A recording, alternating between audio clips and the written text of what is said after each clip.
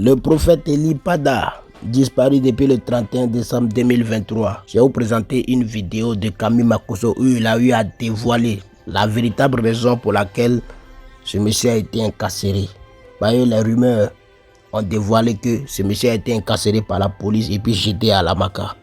C'est trop. J'ai dit bien, trop, c'est trop. Il faut qu'on parle.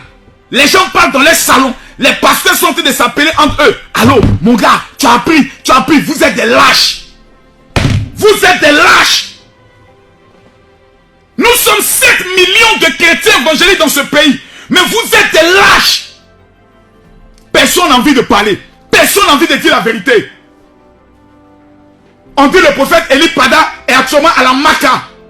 Personne ne parle. Il n'y a aucune fédération qui fait de communiquer. Ah bon, hein? Oh, Makosso, comme toi, tu es courageux là. Faut parler. Je vais parler. Je vais parler.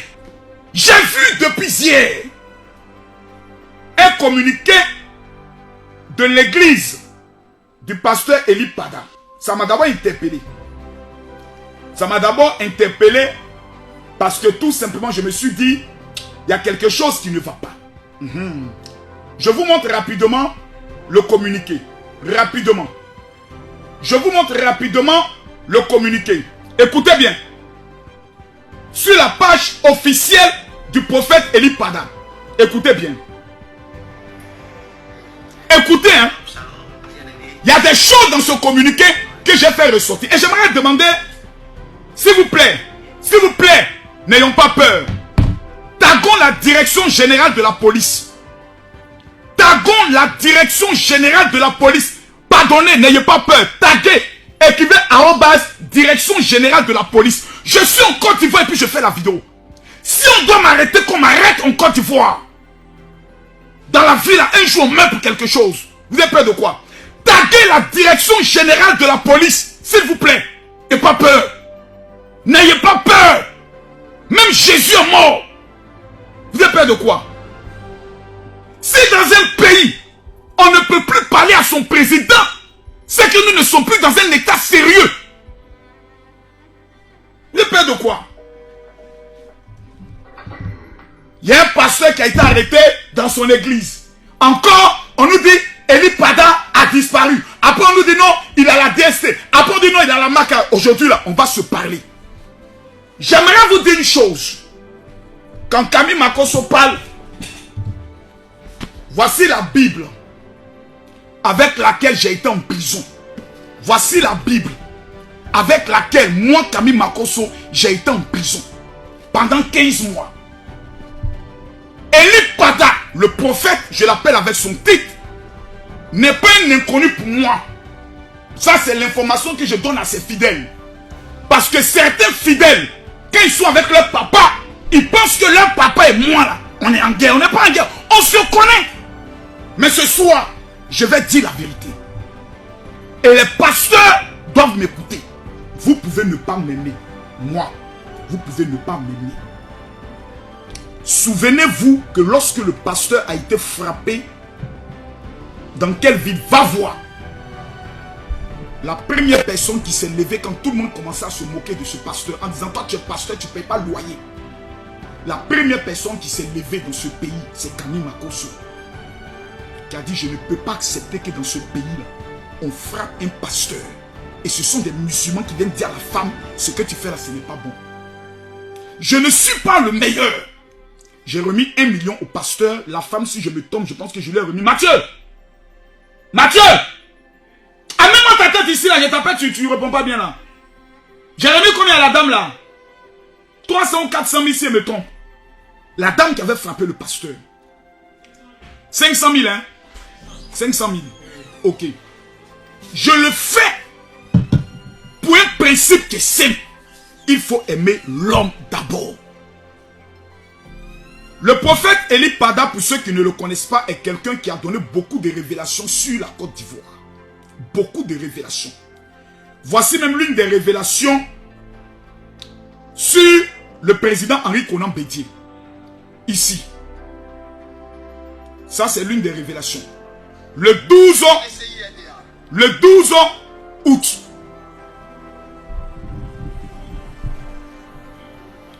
prier pour lui.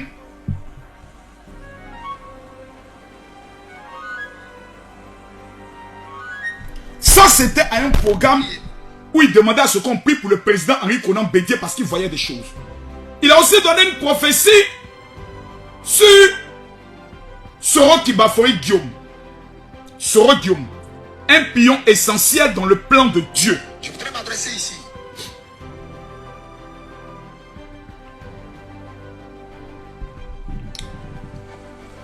à un fils.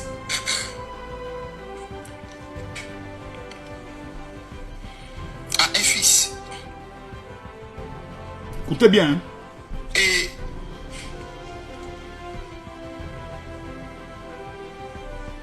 je le dis haut et fort.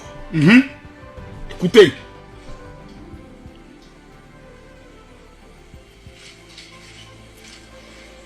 Chacun de nous a son chemin.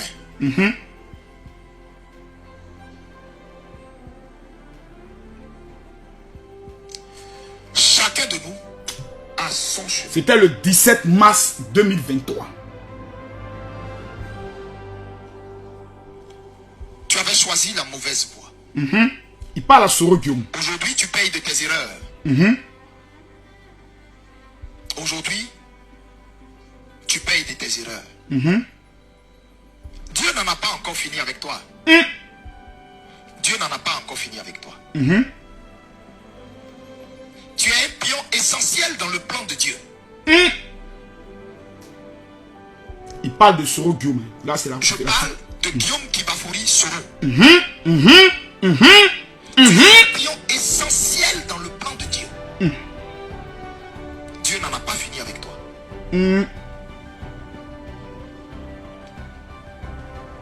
Tu es un pion essentiel dans le plan de Dieu. C'est pourquoi quiconque pense que le rideau s'est refermé sur toi se trompe.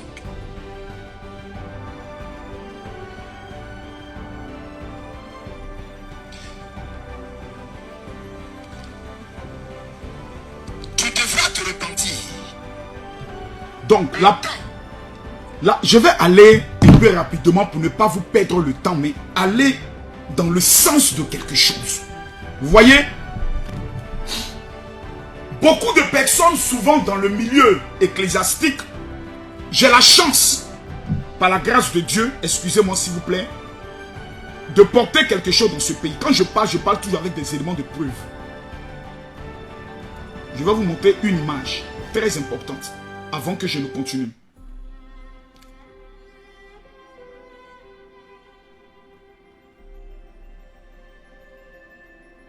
Je vais vous montrer une image très importante. Partagez le direct. Parce que souvent, certaines personnes se disent, oui, Makoso, mais il parle en vertu de quoi? Je vais vous montrer une image très importante. Très importante. Excusez-moi, très importante. Cette image-là. Excusez-moi, hein, mais je préfère aller avec des preuves. Cette image, c'est le jour de l'investiture du général Camille Makosso, porte-parole nationale des pasteurs de Côte d'Ivoire. Jamais dans l'histoire de ce pays, une organisation a pu rassembler plus de 2500 pasteurs au palais de la culture. Camille Makosso l'a fait. C'est pas un débat dans ce pays-là. Que tu sois d'accord, que tu m'aimes ou pas, quand on dit rassemblement des pasteurs, c'est Camille Makosso, ça chauffe pas. Je suis pas ton ami. J'entends plusieurs personnes depuis ce matin qui disent, général, on t'a pas entendu quand le pasteur a été arrêté dans son église. Concernant Eli Pada, que dis-tu? Quand j'ai écouté la communication de son église, j'ai compris automatiquement qu'il y a anguille sous roche. Moi, je connais Eli Pada. Dans son passé, lui et moi, nous étions en prison à la Maca. Quand il commençait à prêcher l'évangile, je le connais, il me connaît. Donc je ne parle pas de quelqu'un que je ne connais pas. Est-ce que Eli Pada est un véritable serviteur de Dieu? C'est Dieu qui appelle. C'est Dieu qui juge. Mais mes frères et sœurs, écoutez-moi très bien. Son église dit que le 31, on attendait le pasteur Eli Eli Pada. Diminue-moi le son au niveau de toi là-bas, Canès. J'entends ici, fermez votre porte. Fermez votre porte. On l'attendait à l'église. Au lieu de la veiller, Eli Pada était en communication avec eux. Il venait à la veillée et il a été interpellé. Je sais qu'il a été interpellé. Comment je le sais? Parce que moi-même, Camille Makosso, j'ai déjà été attaché par la police pendant que je me rendais à l'hôtel communal pour aller faire veiller des prières. Quand la police te recherche pendant 1 mois, 2 mois, 3 mois, pour t'interroger sur des faits, s'ils t'ont envoyé des convocations, ils t'ont interpellé dans le but de te rencontrer, qui ne te rencontrent pas, ils mettent alors une procédure d'interpellation sur toi. Pourquoi le pasteur Eli Pada a été interpellé? Pourquoi aujourd'hui, Soulé de Paris, partisan de Soro Guillaume, nous dit que Eli Pada est à la Maka, principalement au bâtiment C? Je vais vous dire une chose. Et ça, j'aimerais m'adresser à tous les pasteurs de Côte d'Ivoire. Dieu peut vous appeler. Dieu peut vous parler. Mais par manque de stratégie et de sagesse, vous pouvez vous-même vous mettre dans des problèmes. Dans ce pays dans lequel nous sommes là, il y a des chances. Alassane Ouattara est le diable pour eux. Il y a des chrétiens, tu ne peux pas enlever ça dans les têtes. Donc toute prophétie qui vient, qui dit que Alassane Ouattara va tomber, ils sont très en avance avec ça, très d'accord avec ça. Mais faites attention. Faites attention. La même Bible que nous lisons dit: aucune autorité ne peut être établie si ce n'est que Dieu. C'est la même Bible qui nous dit. La même Bible nous dit: soyez soumis aux autorités supérieures. Frère, je m'adresse à la communauté du prophète Eli Pada. Dans tous les messages que vous avez dit, nous appelons à la communauté, nous appelons aux fidèles. Je n'ai même pas entendu le mot nous appelons au corps de Christ. Nous appelons au Père. Nous appelons au Papa, au Papa Yaïd John Robert, aux archevêques, aux fédérations évangéliques qui existent. Notre prophète, on ne le retrouve plus. Dans ce pays, quand tu ne retrouves plus ton enfant, pendant 1 jour, 2 jours, 3 jours, je vous pose la question à vous tous qui êtes présents. Quelle est la première démarche qu'on fait? Répondez-moi. Répondez-moi d'abord. Le prophète Eli Pada, j'aimerais vous dire de façon claire et nette, on ne peut pas le laisser dans cette situation. Ça, il faut que ma position soit claire. Le prophète Eli Pada, dans la situation dans laquelle il est là, nous qui sommes ses collègues, on ne pourra pas le laisser. S'il a commis une faute, un manque de sagesse, ou la procédure n'a pas été bonne, ou s'il s'est trompé, parce qu'un prophète peut se tromper, on ira voir les autorités pour dire: la place d'un prophète n'est pas en prison. Il y a des révélations qui frisent à l'incitation au coup d'État. Soro qui bafourit Guillaume, Seigneur Jésus-Christ, même si moi-même, Dieu vient me dire: Makosso, Soro Guillaume sera président de la République. Wallahi Bilal, il a dit à Dieu: pardon, moi maintenant pardon. Prends toi-même la prophétie, la fallait dire ça à dos. Ah! Champion, s'il vous plaît, usons de ce qu'on appelle la sagesse. Soro Guillaume est l'ennemi du peuple du pouvoir actuel. Vous faites très attention. Très attention. Je vais vous dire pourquoi. Allons doucement.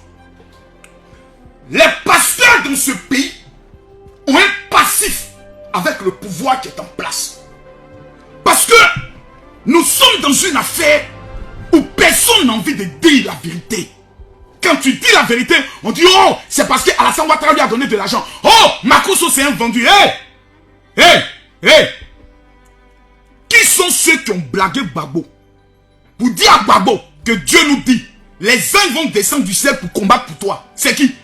Répondez-moi. C'est qui? Qui sont ceux qui ont dit au président Laurent Gbagbo: tu vas aux élections, tu gagnes au premier tour? Répondez-moi s'il vous plaît. Ce n'est pas humilier mon corps, ce n'est pas salir quelqu'un, ce sont les pasteurs. Donc, les pasteurs, ils ont un passif avec le pouvoir qui est en place. Parce Ils ont incité l'homme qu'on appelle Gbagbo de ne pas laisser le pouvoir parce que c'est Dieu qui l'avait établi. Conclusion, CPI. Conclusion, 3000 morts. Conclusion, ça fait bientôt 15 ans que l'homme qu'on dit qu'il n'est pas de Dieu là, il est au pouvoir. Il a dépassé le mandat de Gbagbo. Il a dépassé le mandat d'Henri Konan Bédié. Il a dépassé le mandat de Guy Robert. Sous Alassane Ouattara, jamais les pasteurs ont été aussi à l'aise. Les offrandes chaque dimanche frisent les 2 milliards par dimanche dans toutes les églises évangéliques de Côte d'Ivoire. 2 milliards. Les pasteurs mangent. Ça construit des cathédrales. Ça voyage en Israël. Même Gédéon, qui insulte les musulmans, prêche dans les rues. Personne ne l'a interpellé. Hey! Hey! Soyons sérieux. Soyons sérieux. Dès que le président Alassane Ouattara persécute l'église de Côte d'Ivoire, ce serait la plus grave trahison, le plus grand mensonge, la plus grande bêtise, la plus grande forfaiture que nous pouvons faire. Le pasteur qui a été interpellé sur sa chair disait sur sa chair, venez, moi je n'ai pas peur de vous, vos bêtises là. Hey, tu as insulté les policiers sur la chair, les policiers vont t'attacher sur la chair. Parce que la chair est un instrument établi pour apporter l'évangile. Mes frères hommes de Dieu, mes frères prophètes, j'ai une question à vous poser. Quand Dieu ne vous parle pas sur le fauteuil présidentiel, ça vous enlève quelque chose?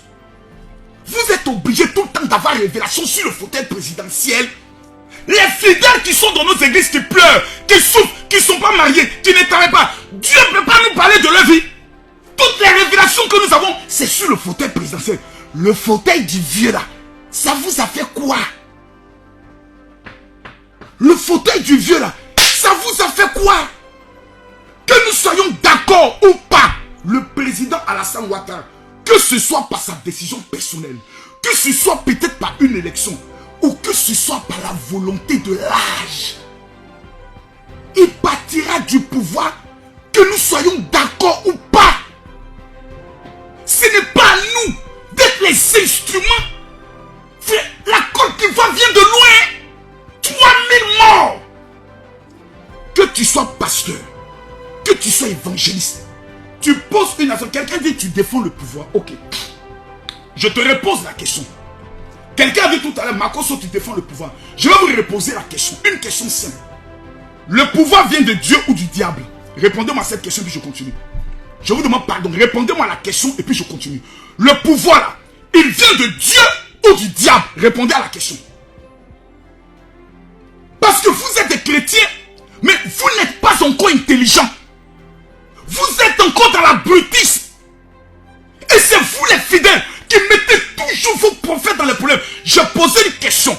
Le pouvoir vient de Dieu ou vient du diable? Répondez-moi à ma question. Vous qui êtes les chrétiens spirituels, vous qui connaissez Dieu plus que tout le monde, le pouvoir vient de Dieu ou du diable? J'ai posé la question, répondez. Ah, vous ne répondez plus. Vous ne parlez plus. Parce que vous savez que vous n'avez pas raison. Donc si tu dis que je défends le pouvoir qui vient de Dieu, c'est que je suis dans la vérité. Le président Alassane Ouattara est l'homme que Dieu a établi sur la Côte d'Ivoire. On lui doit premièrement le respect.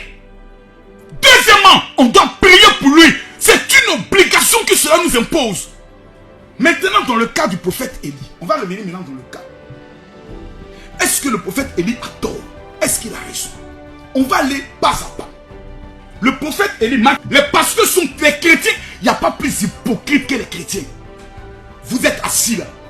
Vous souhaitez que nous puissions venir pour insulter un homme. Même Daniel dans la Bible. La Bible nous dit quand Dieu lui parle, mais il va parler au roi avec sagesse. David avait pris la femme de quelqu'un. Le prophète devait aller lui dire la vérité, que Dieu allait le châtier. Mais quand le prophète est arrivé, il a usé des stratégies. Il dit, ah roi, vraiment, j'ai vu quelque chose. Il dit quoi? Il dit, il y a un gars là qui avait 2 brebis. Mais il a laissé sa brebis pour aller prendre la brebis d'une autre. Qu'est-ce que le roi lui a dit? Le roi lui a dit, mais le gars là, il est mauvais. Il a dit au roi, mais moi, c'est de toi que je parle. C'est toi qui as commis cette erreur. Preuve de la stratégie et de la sagesse. Nous avons aujourd'hui des prophètes qui sont un peu trop zélés. Très zélés. Et le zèle, voici où ça nous conduit. Nos familles pleurent. Nos fidèles pleurent. Par manque de sagesse. Quand Dieu te donne une révélation, montrez-moi où il est écrit dans la Bible que c'est sur Facebook que tu dois lui donner la révélation. Une révélation qui concerne une autorité supérieure. Soyons sérieux. Soyons sérieux. Soyons sérieux. Dieu me parle du président Alassane Ouattara. Je fais une demande d'audience. Je rédige la prophétie sur un courrier. Je transmets le courrier à son secrétariat. J'ai accompli ma mission. C'est pas sur TikTok, sur Facebook que je vais venir me jouer le prophète. On appelle ça manque de sagesse. Nous sommes arrivés à la fin de la vidéo. N'oubliez pas de vous abonner à la chaîne et de laisser vos avis en commentaire. C'était la voix du Gada Gada, le Kaka, le Cagoulé. Portez-vous bien. Ah, ciao.